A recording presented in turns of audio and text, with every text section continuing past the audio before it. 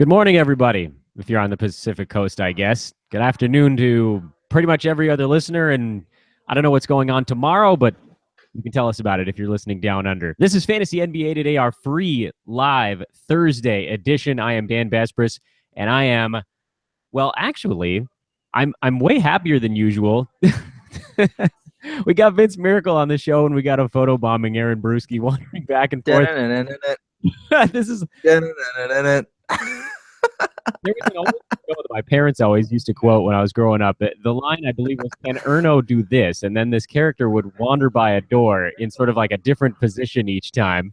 And you got AB walking like an Egyptian behind you, Vince. I don't know how you're going to focus during this show, but the part about this that really blows my mind is you and I actually haven't talked in a little while, at least not outside a text message. I know. This is the first time I've heard your voice in a long time. Well, at least with me being able to respond to it. And let me just say, I've missed you. Yeah, I know. I've missed my Thunder Dan. We have really easy shows, Vince, and it's nice because you are sort of officially the co-host around here. You do NBA Tonight. You're working your tail off. And so when I've got you on the program, I can really do less. And that's beautiful for me because at my core, I'm a pretty lazy guy. And I'm not any opportunity to dial it back a little bit is an opportunity I like to jump on. I'm not going to lie. You kind of took what I was going to say because I was about to be like, normally I have to host Fantasy NBA Tonight, and I'm like by myself for a little while, and I'm hosting with somebody else. But when you're hosting the show on Fantasy NBA Today, it makes my job easier. I feel like I'm a guest. I feel welcomed. And then on top of that, I get photo bombed by Aaron Brewski. People laugh at me. So it's like a kind of like a win-win scenario for me, I guess. We do what we can to try to keep people entertained. Vince, I don't have the soundboard up, so if you ask for anything... Are you not entertained? That's going to be the new one, the Shaq. Are you not entertained? I'm going to get some of these things. The next time that you're talking for a long time, I'm going to boot up the soundboard, and it's going to have all the old classics, but I'll spend some time between this one and our next live Thursday show getting some new sound effects ready to roll. We've already got questions in the chat room. We've been pre-asked before the show even started, so don't worry. We're going to get to those. We got a 10-game Wednesday card to recap. We got NBA on TNT coming up tonight, but most importantly, we are excited to announce that we are officially official. NBA Today, Fantasy NBA Today, is live on iTunes. We have been approved. They listened to our stuff, and they said these guys are not swearing incessantly. They're not talking about weird things. They're not getting into fetish stuff. It's all basketball, as promised. And so we're up. We're ready to roll, and it's thrilling because that means that all of you guys can go out there and subscribe to the show on iTunes. We'll have the link posted in the chat room right now. It's actually up above, and we'll get it on Hoopball. You can follow Vince and myself on Twitter. We'll be tweeting that link as well. And this is a way where you can get the non-YouTube shows, basically, because going forward, Fantasy NBA Today is going to be heavily recorded programs released in sort of a traditional podcast fashion on iTunes, on Android, all that good stuff. Google Play, those will be coming up in the next day or two. And then we'll have an app coming out with all of this stuff as soon as everything's ready to go. So find that iTunes link. I just tweeted it, and I know Hoopball Tweets retweeted that. It's in this chat room. We'll have it on. I tweeted it. Vince tweeted it, so go and subscribe. It's time to rebuild that following. I know a lot of you were subscribing to the Cause and Brew Show, and you got all of our podcasts at once. That's not going to be the case anymore. All of the different feeds will have the individual shows, so you can get exactly what you want. And you know what? If you want all of them, just subscribe to each one of them individually as well. And subscribe to us here on YouTube. Vince, I'm monologuing a little bit. You're better at this part than I am because you talk faster than I do. Subscribe to our YouTube page as well, so that way anytime we do a free show, you get an alert on that one. Did I hit everything okay? I'm looking at myself in the camera, and I feel like I'm red-faced today. Maybe I just talk too much. No, you look good. You look good. Yeah, and like I said, I missed you, so I don't know how you were looking before, but today you're looking sharp. And also, it's No Shave November, so I'm trying to catch up to you. You got a little work to do. I've been working on this since like July, so I'm not gonna lie to you. Probably by the end of this month, my beard will be bigger than yours. Yeah, that's it. I mean, my hair grows in fast. Can you not tell by my hair? I need a haircut. Again, this is No Shave November. Watch when you guys come back on like Friday or Saturday or next week.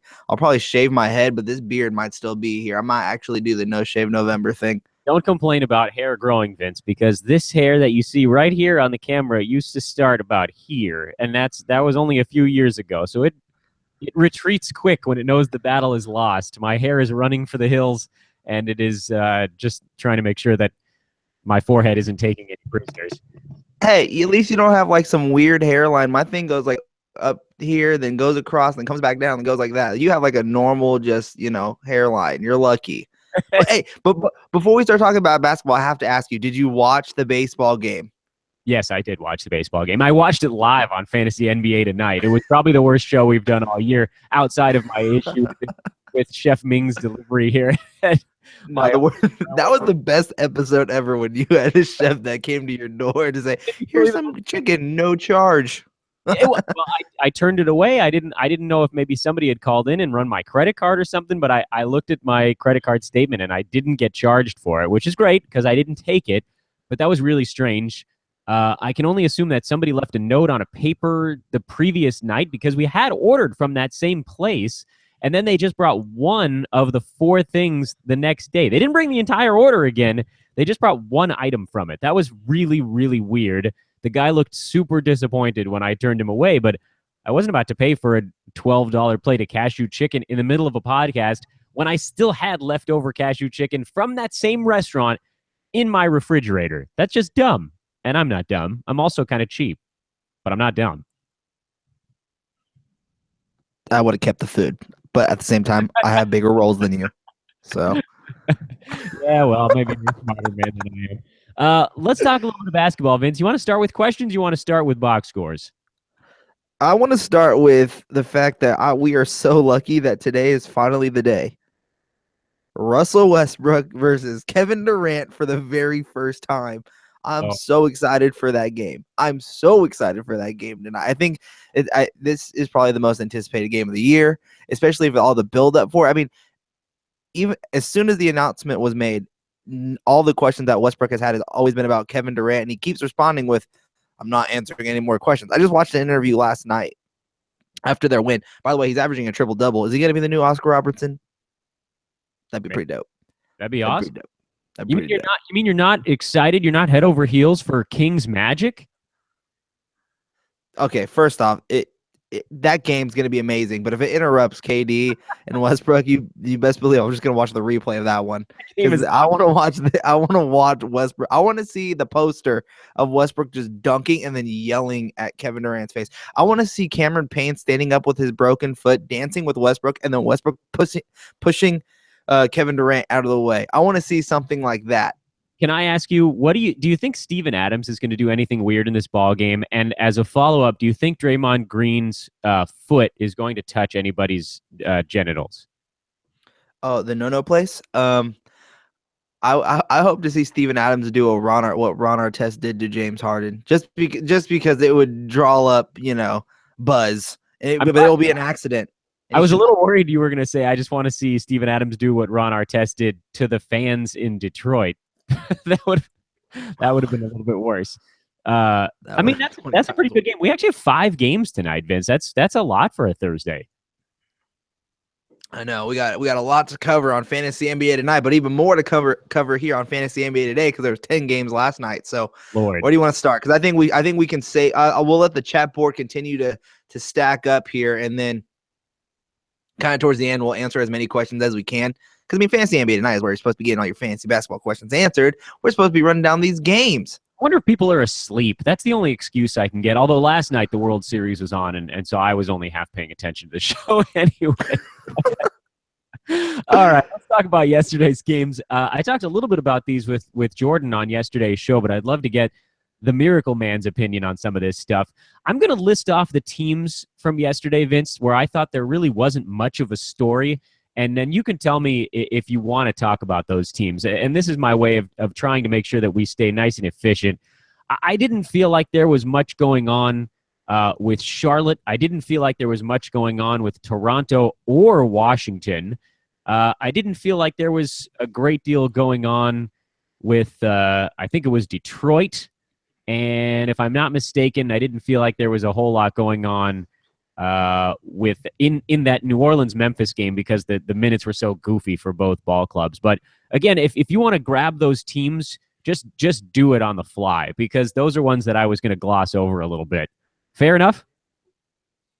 Yeah, I mean, there was just some ugly games yesterday that just turned in like big box scores, but like even on FanDuel, like it was like so weird. Like you had to have known the right players to play, and you're supposed to know the right players to play, anyways, when you're going to it. But it was really hard and really more. It seemed more tricky to find those players that were like the must plays of the night, even on a 10-game slate. So yeah, it was very awkward. Like Tim Frazier, who's 55, like had a very bad game for New Orleans.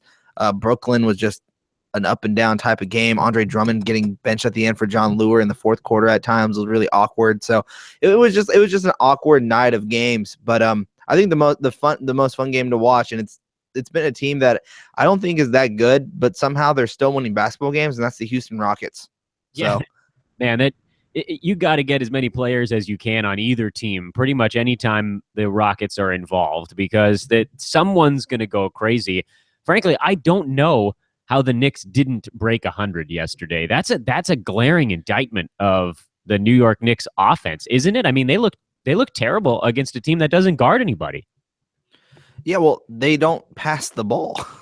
They're like, hey, Derrick Rose, your turn.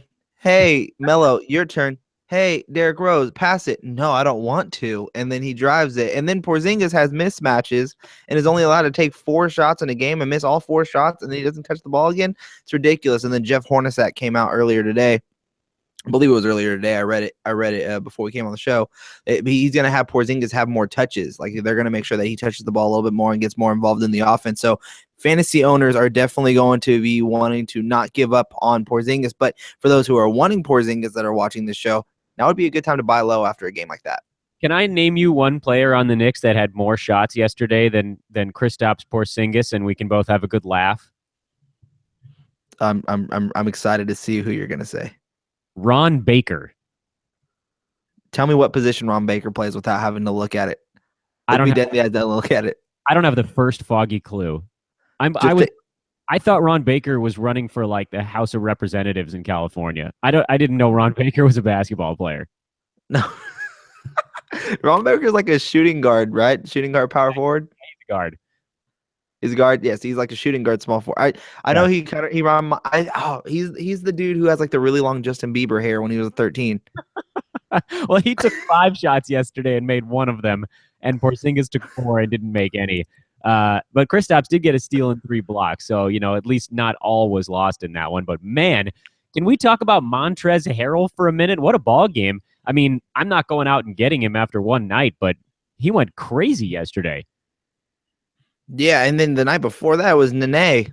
So I mean, those big men are just going in a circle of just, hey, your turn. Let's see what you can do when you're on the floor in this type of system. Just run as fast as you can and grab a rebound, and if you can block some shots, yeah, that's all it really is. And then Harden, I mean, leading the league in assists right now. There was a lot of talk about him being the point guard over the offseason, and he's going to be taking on that role. And everyone's like, well, he had the ball in his hand so much anyways. Like, how much more of a point guard could he be if he's already a ball-dominant guard? But honestly, I think to start the season, he's played a very good, half and half. Like, he has that half of a mindset of being pass first, and then the other half of being, the man and being able to score the basketball. And he's been doing a good job of balancing between the two. And it's been fun to watch James Harden. I'm not going to lie. It's been fun to own him. Yeah, so. He's a monster. 30 points, 5 threes. He shot 56% from the field yesterday. You're not going to get a much better game from James Harden than what you saw last night because not only did he put up big-time numbers, but he did it on good efficiency. And that's often going to be the issue for a guy like him who takes so many shots. But, boy, if he's making more than half of 16 on a night, that's a monster of a win.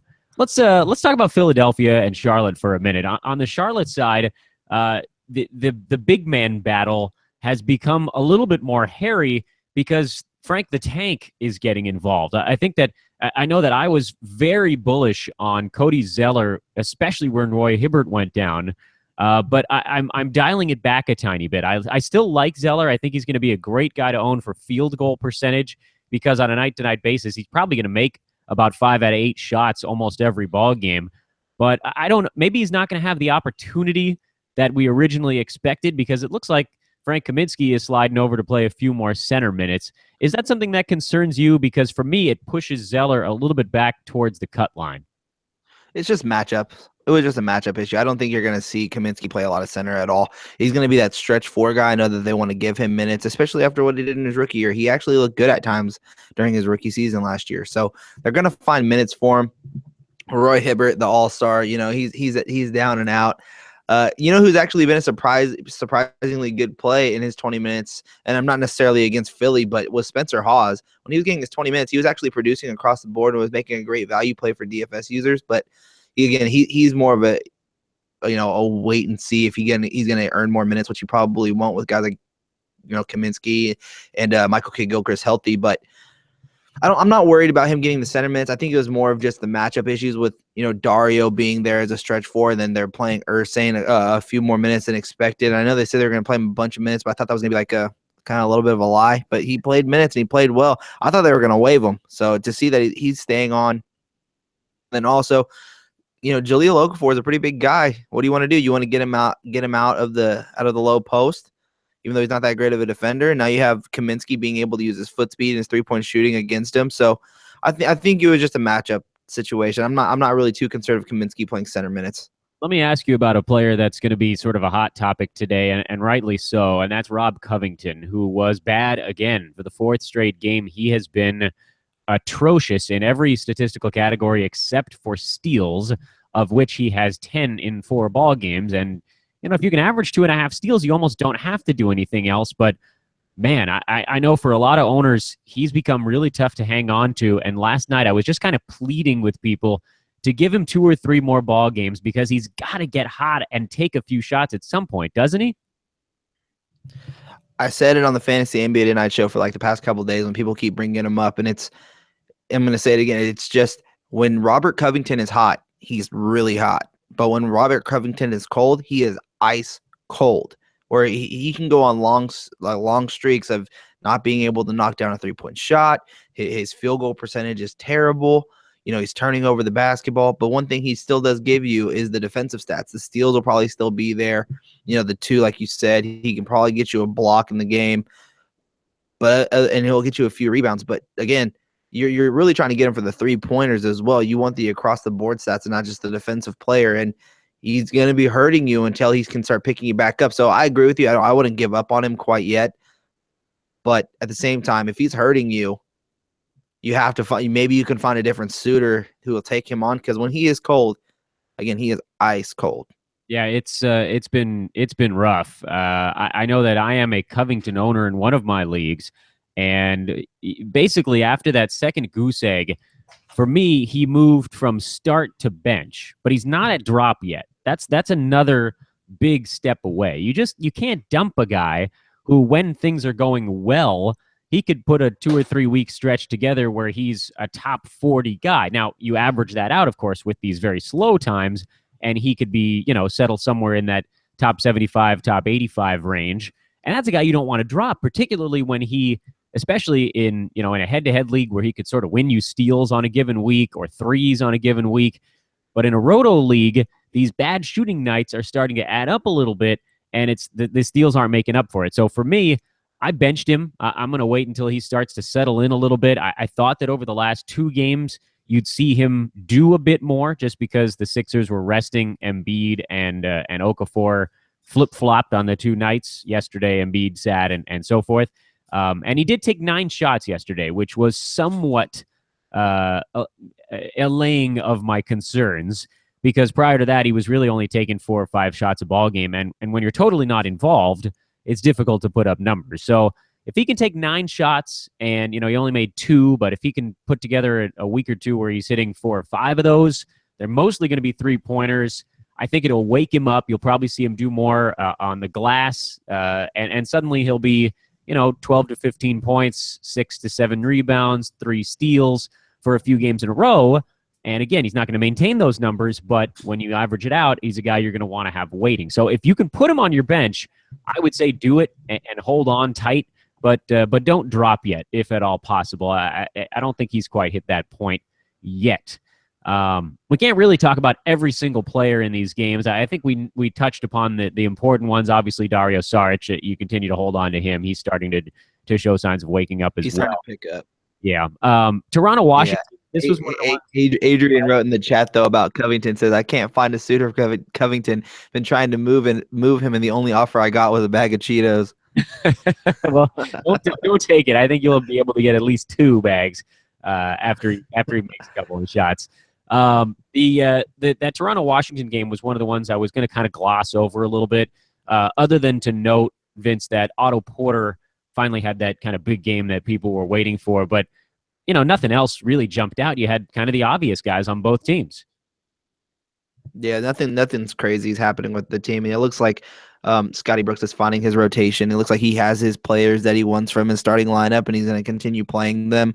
The one person that I want to keep an eye on, though, if anybody is to get injured, is Andrew Nicholson. I think that he can be a guy who can really come in there and get you a double-double, kind of do what Trevor Booker is doing. And so if anyone goes down in that starting lineup and they needed to get a backup power forward or center to come in there and fill in, I think he's someone that you definitely want to keep your eye on. But until then, you know what you're going to get out of Washington. You know what players to own. You know what players to not own.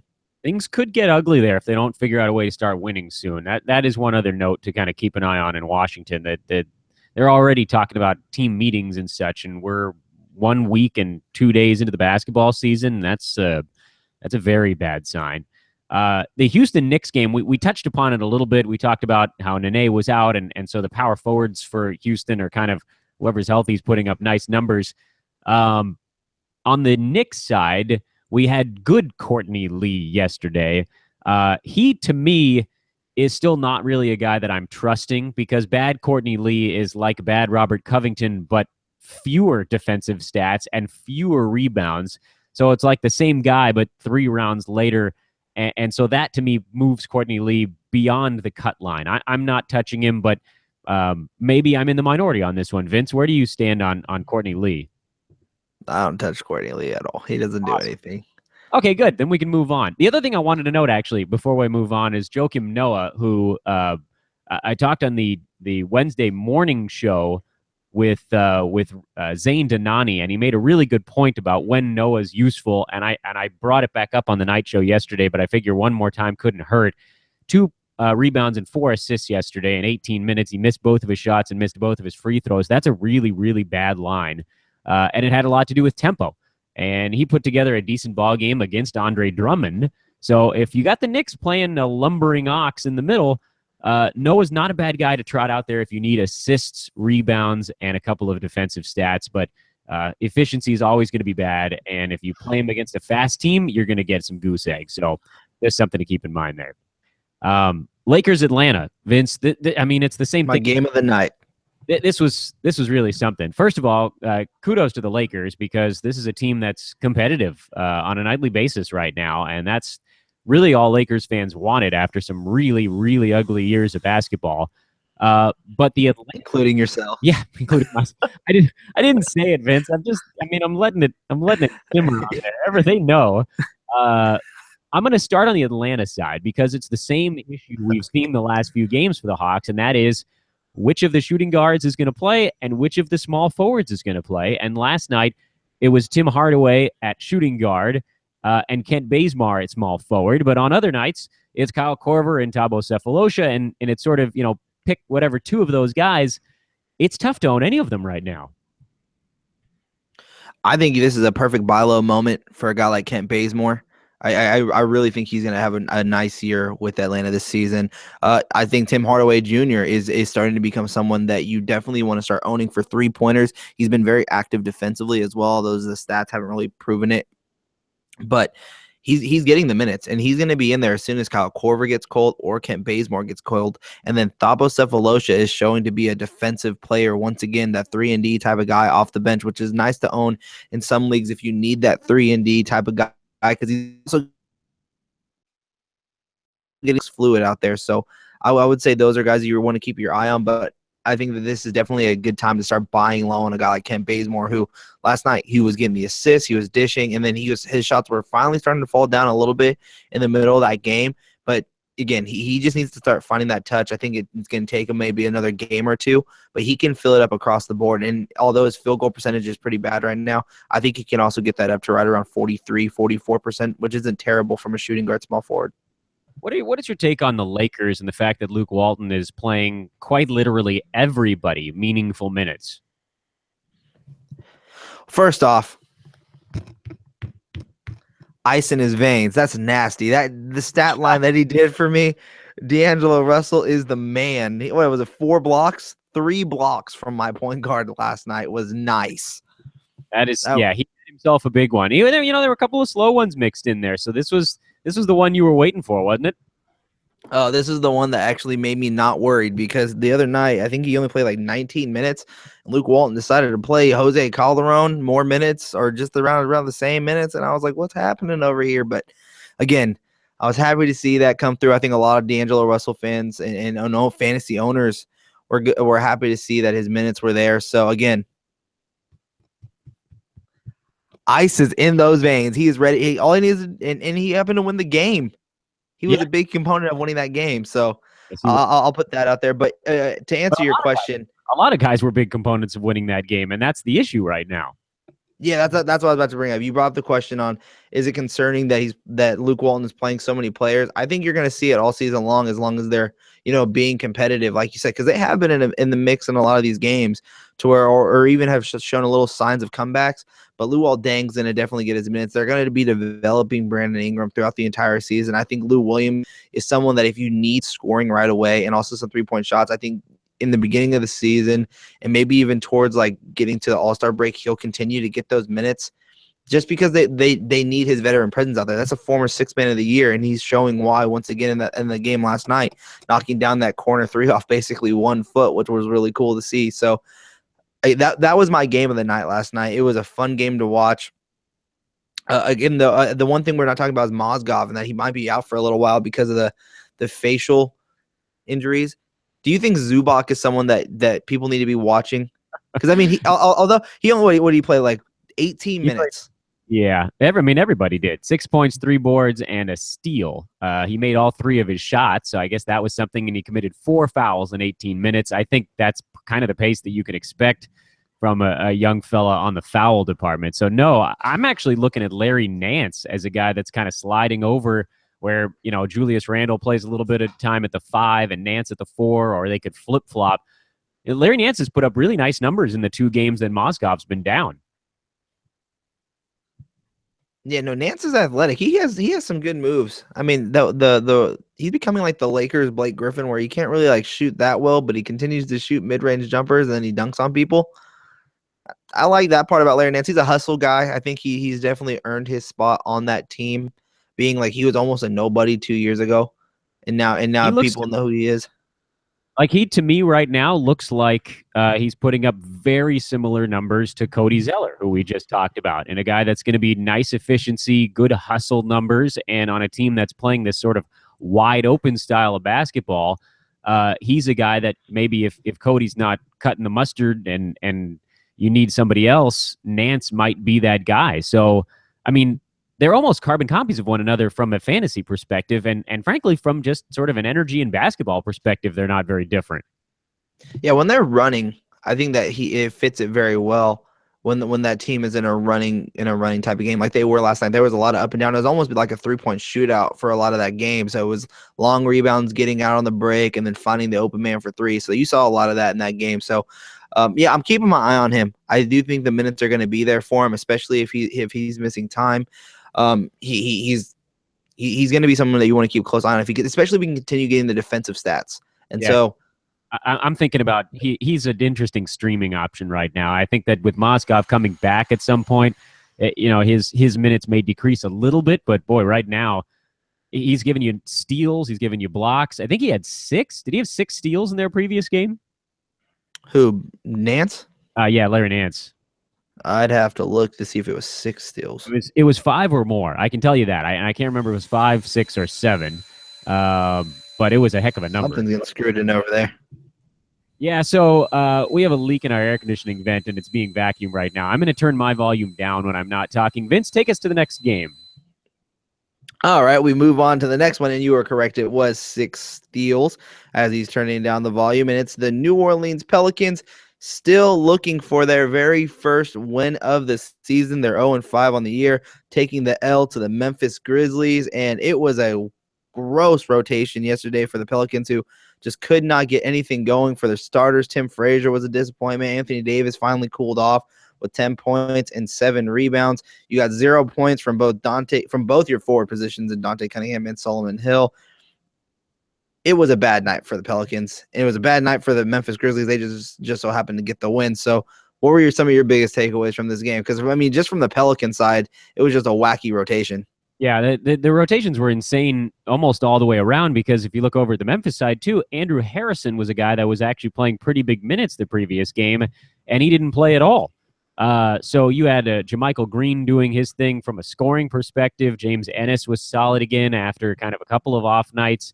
He's been hit or miss. And on the New Orleans side, yeah, I mean, you saw the starters play very few minutes. Anthony Davis still had 35, but was largely ineffective in yesterday's game. Memphis just slowed him down, and that thing was a grind, and New Orleans didn't have anything in the tank. The one thing that I do take away on the New Orleans side is not Langston Galloway putting up some numbers. It's not Buddy Hield kind of breaking through.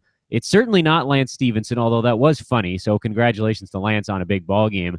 The thing that I'm watching for New Orleans is that Terrence Jones finally played 28 minutes, and I want to know if that was just a byproduct of this weird minute distribution, or if this is finally the game where he starts to wake up a little bit. Because if he does, if he plays 20 some odd to 30 minutes in his next game again, I mean, I would grab him before that game is over. Basically, the second that he hits 23 minutes played, go out and get him. But if, on the other hand, he goes back to playing 7 or 8 minutes, well, then it was sort of a lost cause. And the thing is he got the minutes, and he also did exactly what you were expecting him to do. He got you a couple blocks. He almost got you 10. He almost double-double, 10 points, 9 rebounds with 2 blocks. That's exactly what you're expecting from Terrence Jones when he gets the minutes. And I honestly think that's a really good fit next to a guy like Anthony Davis. But Alvin Gentry's not playing him. This is the very first time. So if he was dropped and he's like sitting there on waivers and you're just waiting for that waiver time to pass, I may put a bid on him, but I want to see him play one more time. I'm not going to go jump after him after just one game because the minutes just haven't been there. But when he does get the minutes, like you said, Dan, he's a top 75 player when he's given the minutes and he's able to do what he's capable of doing, which is knocking down some 3-point shots, getting a decent field goal percentage, 3-pointers, rebounds. He does a little bit of everything for you, which is why you want him on your team. And he also doesn't turn the ball over that much. So you got to keep an eye on him. Other than 4 yesterday. But yeah, I think, Vince, maybe we need to add a new sound effect or a new label to players. It's called the one more time guys. And Terrence Jones right now has sort of been the inaugural one more timer, as in he's got to do this once more, and then I'd go and get him. But for the rest of those guys, I'm not believing what I'm seeing. That the minutes were all kinds of crazy. He's the one guy who got bigger minutes where it might not be a fluke. So certainly keep an eye on that. We had a game, the Detroit-Brooklyn one, that I don't think we were going to talk about too much, but we have to because of an injury. The Detroit side, not interesting at all to me. You saw the bench guys play better for the Pistons and kind of brought him back into that thing. So that was largely the benching situation with Andre Drummond. John Lure is still kind of right on the border. And yesterday he was definitely good enough to be owned. But Jeremy Lin went down last night, Vince. So you saw Isaiah Whitehead log some more minutes. You saw Sean Kilpatrick put together a really nice ball game. Is there any obvious pickup for Brooklyn? Because I don't think I trust Whitehead to run that offense. But Kilpatrick is not a passing point guard. He's a shooter. So where do you go, if anywhere? For assists, probably nowhere. There's really no one there. I don't trust Whitehead for the assist at all. I think you might see Brook Lopez be a little bit more involved until Lin gets back. So maybe that boosts his value, being that he can get the ball in the high post and start dishing the ball around and things like that. But if anyone, it's probably going to be Bouillon taking more shots and taking them away from everybody else. I think Kilpatrick is someone that's on a lot of people's radars right now, being that he can score the basketball, but he's an inconsistent shooter, just like everybody else on that team. I hope Rondé Hollis-Jefferson gets it together. He's actually been passing the ball a little bit, but if there's anybody out there, I think that I had to put at the top of my list, it'd probably be Rondé Hollis-Jefferson and then Bojan Bogdanovic. Chicago-Boston was a fun ball game. Boston kept pulling away, and Chicago kept chasing him down, and then finally Boston was able to close it out without Al Horford and with Jay Crowder going down in the middle of a ball game. So another injury. It looked like most of the minutes for Crowder ended up going to the freshly minted Marcus Smart. So he's a guy you got to go grab, right? No. No. You don't got to go grab him. I mean, he's playing power forward. His matchup against the Cavs is not going to be a good one. I mean, it's just going to depend on the matchup. So you're going to want to look at the Celtics schedule to even see if Smart's going to be worth the ad. But even then, Avery Bradley's been taking a bigger offensive role. You've seen Isaiah Thomas continue to see his role increase, and it's probably going to increase even more. He'll probably take more shots with Al Horford gone. There's a question mark in my head though of what they're going to be doing at center. Like, is it going to be Jonas Jerebko playing some power forward spot, and then you see a lot of Amir Johnson and Tyler Zeller? Are you going to start seeing small ball lineups more? Like, I think that's where the bigger question is. Do you see Jaylen Brown start getting significant minutes? Because we haven't really seen that from these guys other than their starting core of Jay Crowder, Avery Bradley, Isaiah Thomas, and Horford being the key cog to their offense. And now they're going to have to find these other guys. Jaylen Brown hasn't shown to be an elite offensive weapon. He loves to just continue. He kind of starts his game is similarly reminding me of a more athletic Tyreke Evans. All he wants to do is drive to the basket, and sometimes it's bad decisions. And that's what you're expecting from a rookie. Marcus Smart, he's trying to expand his range, and he's aggressive, but he's better of a defender than he is offensively, so you're not seeing much there. So where is the other offense going to come from? Jonas Jerebko, who's just going to be sitting in the corner shooting threes? Like that's where it is. I think Amir Johnson has to take a huge step up for this Boston Celtics team. He was able to do it last night. I just want to see him do it consistently because that's probably his biggest issue is consistency.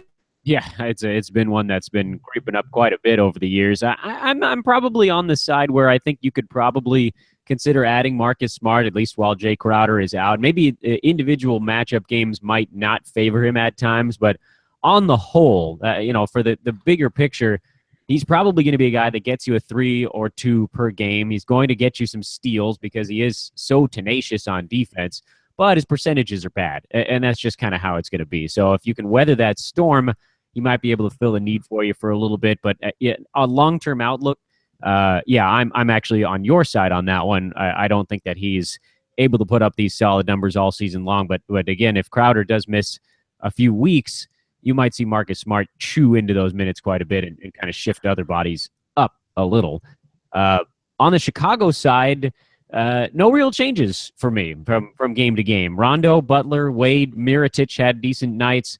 Taj Gibson was a little bit less effective, but still kind of had a more well-rounded evening.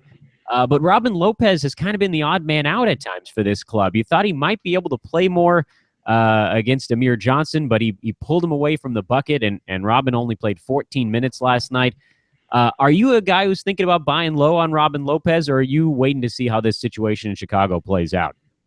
I'm wanting to see how this situation plays out, but I continue bringing it up because it's something that worries me a little bit. And everyone who owns Robin Lopez, which fortunately isn't me, is they're playing Taj Gibson at center, then having Mirotic play as the stretch 4 there. So that's a bit concerning to Robin Lopez's value because if he's only getting 15 minutes, 14 minutes last night, I mean, yeah, he'll have the chance of probably what he had, 8 points.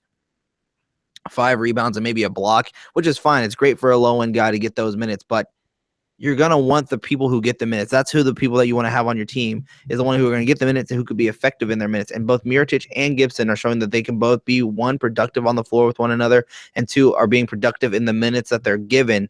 So that's kind of where I'm at with it. I'm worried about Robin Lopez's value for the rest of season outlook, so I'm not going to go buy low on him. And for fantasy owners that own him, you can't drop him because he's a usable asset at the end of your bench with the blocks. The fact that he's a big man that can knock down free throws, and he has been useful in his minutes on the floor for Chicago. But it makes sense for Chicago to keep playing Taj Gibson and Nikola Mirotic. They're guys that can step away from the basket, hit a mid-range jumper for Taj Gibson, 3-point shot for Mirotic, which gives up cutting lanes for guys like Jimmy Butler, Dwayne Wade, and Rajon Rondo to actually work with one another. So that's probably why you're seeing that a lot more.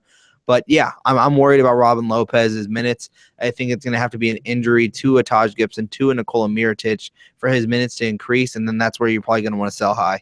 I don't want to spend too much time on Dallas, Utah. Dallas just got thwomped. They looked tired. They don't look very good this year. Nowitzki complained about fatigue coming back from his illness. The Utah side, my question actually is kind of the opposite one than we usually talk about. There are a lot of guys on this Jazz team that are putting up big numbers, maybe bigger than people expected. George Hill, for one, has gotten off to a really nice start this year. Rodney Hood putting up really big numbers. Joe Johnson actually still pretty serviceable. Are any of these guys sell high guys for you as Derek Favors kind of works his way back into the offense and Gordon Hayward works his way back to health, and heaven knows if we'll ever see Alec Burks return. But I mean, those three guys, they're going to chew into the offense a lot whenever that is. So are you selling any Jazz, or are you hanging on and just riding the wave? I'm selling extremely high on George Hill. It's not that I don't think he's going to be productive for the rest of the season, but Derek Favors isn't 100%. He's still on a minute restriction. And once Gordon Hayward returns, he's a ball dominant forward that can dish the ball around. So I think you'll actually see the assist numbers for George Hill to come down a little bit, and you're going to see his 3-pointers go up more. So that's probably where you'll see the balance of the two. But I think he's someone that you want to sell high on his numbers of what he's getting and how he's been playing. I mean, he's been one of those guys that I didn't understand why the Indiana Pacers chose Jeff Teague over a guy like George. I thought George Hill was a perfect fit for that team. So now he gets to go to a Utah team that needed a point guard. Shelvin Mack was nice last season, but they needed a point guard that can either stand in the court and knock down the 3-point shot with some consistency, has been through the trenches before of being in the playoffs, which George Hill has. So I think he's a great fit for this team. I don't think his minutes are going anywhere. I just don't think he's going to be averaging 21 points per game to go along with how many assists is he averaging right now? 4.6. I mean, I probably see that going down to 4. I mean, that probably stays the same. So just because I think the points are going to come down to like 15 is where I'm going to try and sell as high as you can on a guy like George Hill. Rodney Hood is someone that I think his minutes will also be there. I think he's going to see time at the shooting guard with Gordon Hayward as the 1 and 2. So you can try and sell high on him because Derek Favors and Gordon Hayward are the 1 and 2 of this team offensively. They're option 1 and option 2. As soon as they return and as soon as they're fully healthy, now they just have the assistance of guys like Joe Johnson. That's why everyone is so high on this Utah team. So that's kind of my concern. So if there's anybody I'm selling high on, it's George Hill, and the only reason is because I don't think he's averaging 21 points per game. Portland, Phoenix. What in the world are we doing at that center spot in Phoenix, Vince? Both centers actually had a good ball game yesterday, but there just doesn't seem like there's enough minutes to go around on a nightly basis, right? I mean, really high-scoring game, 118 to 115. Phoenix got a nice win. Alex Len was good. Tyson Chandler was good. How many times are we really going to see them both put up nice fantasy lines on the same night? I'm not thinking all that often. Look, if you want rebounds, go get Tyson Chandler. I think he's going to get traded at some point this season. I don't think he's finishing the year in a Suns uniform. I just think there's going to be a veteran team that needs him. I think you can potentially see Dallas trying to get him back, which I think would be a good fit for that team so you can have Andrew Bogut and Tyson Chandler. But again, if you need rebounding, go for him. He's not even blocking shots. So really all he's becoming is like a Reggie Evans. It's just a rebounding specialist right now at his veteran age, which is nice. And Alex Len, he's more of a rest of season type of guy. Like the end of the year, he's going to get his minutes. This team is not going anywhere anytime soon. So they're going to start developing their young guys. Alex Len is a key core player for them. That's why they want him on that team. So he needs to start developing. He played a nice game. And they got a good win. They beat Portland. Yeah, and Eric Bledsoe knocked it down. Sell high on Eric Bledsoe. He's gonna get injured. He's not lasting the whole year. My guy on the Portland side that I've been crowing about is Al-Farouq Aminu because I feel like he's going to get dropped in a lot of leagues with his poor shooting start to the year. But his non-shooting numbers have been excellent, as in better than okay. He's rebounding well. His steals are well above average. He's blocking shots. He's even given you an assist or two per game so far. The thing he's not doing is making any shots. And so, he kind of falls into that same bucket for me as Rob Covington, where, you hang on until it starts to get going. But Aminu's a little bit less streaky than Covington. He'll go through sort of slow-ish parts of the year and warm-ish parts of the year. But I'll tell you what, he's playing a pretty vital role on this team. So Vince, this is my guy right now. If he's dropped in your league, I'm going and getting him because when he turns the corner and those shots start falling, you're talking about a guy that could put up particularly impressive numbers in 3 or 4 different categories, and those guys don't float around on waiver wires very often. Yeah, he was dropped. I picked him up. I know the shooting woes are there, but I'm benching him. It's like you said. I think that's a perfect comparison of Robert Covington. But I think Aminu, because of how key of a role he plays for this team, he can get you a double at like on more occasions than not. He's going to get you the steals. I mean, he had 4 steals last night. He's just the guy that you're going to want on your team, especially going later on down in the season and into the playoffs. You want someone that you know can get you defensive stats as well. I mean, the shooting woes are because they're trying to expand their offense. They're trying to see what this team can do. Whether it be scoring the basketball through 3-pointers, getting to the lane. He's just not finishing right now. I think Al-Farouq Aminu is going to be a guy that can finish around the rim as soon as they start getting things going because Damian Lillard is opening the floor for a lot of these guys to start shooting the basketball and start getting to the rim. So I'm not worried about his shooting woes at all to start the season. It's only week 2. He's going to get it going. If he is dropped, he is someone that you need to go add today. Yep, I agree. Oklahoma City Clippers was the last game on the docket last night, and not a whole lot interesting happened outside of the fact that Russell Westbrook pretty much won that game himself. But from a fantasy perspective, Vince, this thing was kind of a gag reel. Yeah, Victor Oladipo, this is the perfect buy low moment for him. I mean, he got his extension. He shot 3 of 11. He has not played well through the first few games of the season. But he's going to. He needs to. There's no way, and I'm saying this like as if, there is no way. But there's. I don't see why Russell Westbrook continues to take 30 shots by himself a game. He has to pass the ball at some point. And honestly, the way he's playing, it worries me a little bit. Like I think there's a good chance you could see him going down with an injury because of how aggressive he's playing. And now teams are going to start playing him. He's fun to watch. He's fun to own. He's a walking triple-double. We all know that. As the great Mark Cuban said, he's the greatest role player that's ever played in the game that's now turned into a star. But I just think that this is the perfect buy low moment on Victor Oladipo, who last season, even with the restrictions of a Scott Skiles there, was able to put up top 40 value. And I truly believe he's going to get unleashed here in OKC. So go buy low on him like now. Talking about tonight, Vince, what are you looking for on this 5-game slate this evening? I know from my side, if I'll chime in here and get the ball rolling on this evening, I am certainly looking to see if the Warriors can kind of get Klay Thompson a little bit more involved, and if the defensive numbers start to come around for a guy taken first overall, and that's Steph Curry. From a who am I going to add and who am I going to drop perspective, I'm actually a little bit curious where Denver drops those minutes in the shooting guard small forward area right now, because Gary Harris is out and Will Barton is out. So is it Wilson Chandler time? Perhaps we'll know by the end of tonight. That's what I'm looking for this evening. Wilson Chandler's been getting 30 minutes already. So, I mean, they're going to play him. I don't know if he'll be getting more than his 30 minutes. Maybe he bumps up to 35. But I mean, he's definitely getting the minutes. I want to see Jamal Murray step up. I think you're going to see Jamal Murray take a more significant role. When is Gary Harris coming back, though? I mean, he was like questionable. He was given a 4 to 6 week timetable, and they're optimistic that he's going to start practicing soon. And now he looks like he's going to start. I believe we're on week 4 or 5 now, so maybe it's next week. He finally was able to get put on the injury reserve, the IR spot in Yahoo leagues, which was nice, but. That's one question mark I have. Also, speaking of the Denver team, this is a good time to buy low on Jokic. He had one good game, and then he followed that up with a pretty bad one against Valanciunas. So now would be a good time to buy low on him because I do think that he's going to start figuring it out. Because even with the bad play, he's still getting you right around 12.7 rebounds and a steal and a half a game. That's something that you want to own on your roster. It's not worthy of a second-round pick for those of you who got him in that round, but there's the potential there for him to have that type. He has that upside, I should say. So now would be a good time to go buy low on him. We got about 10 minutes left on the show. Let's take some questions. Vince, you got the chat room up on a big old monitor in your office, so I'm going to turn it over to you shortly, but I'll get the ball rolling here too.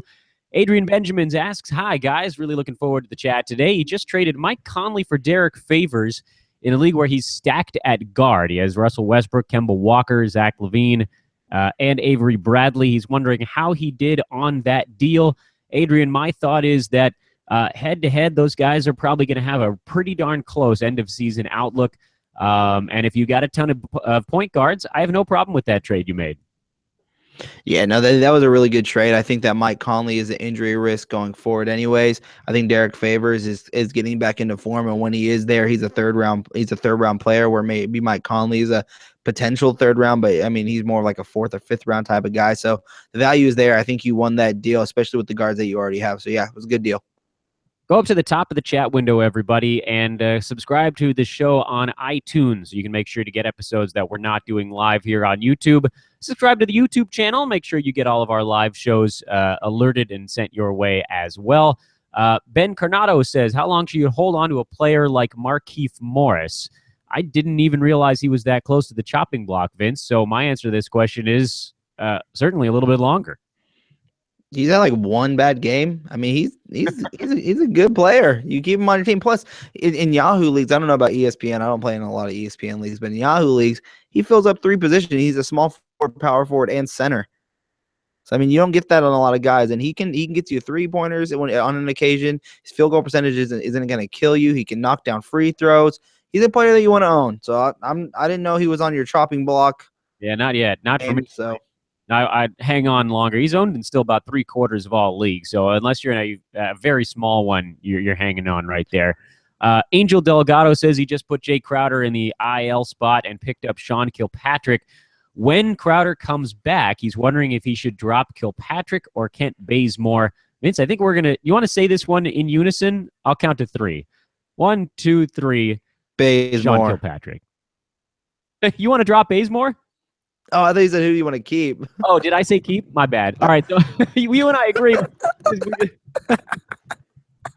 Okay, so let's go. That was the worst. That was the worst. We're bottoming out again. That's fine. It's still no delivery day. That was the worst. That was the worst. Who should we drop after Crowder comes back?